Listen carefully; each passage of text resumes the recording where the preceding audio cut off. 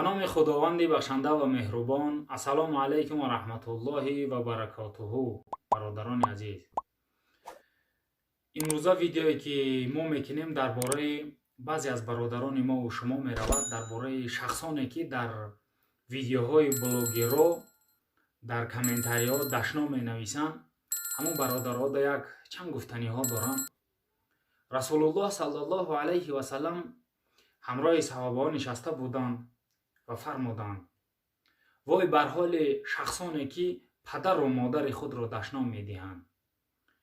صحابه ها گفتند: یا رسول الله، آیا همین خیل شخص هم وجود دارد؟ آیا همین خیل شخص هم پیدا میشن که پدر و مادر خود را دشنام دهند؟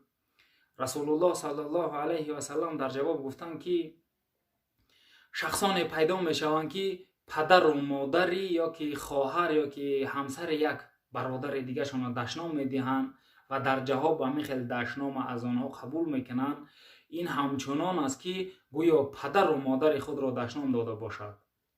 پس برادران عزیز و گرامی، بیایید به یک خلاصه بیاییم، به یک گویم سری مقصد بیاییم که تا که همه بلاگرایی که در همه اینترنت یک گپ میزنن، یکی زیر نشان میتن، شاید بعضی شما در همه بلاگرها چیزی نمیرسه، نه که شخصانی هستند که از همه بلاگرها یک چی فایده میبینن، یک چی تماشا میکنن، یک چی به خودشون میگیرن.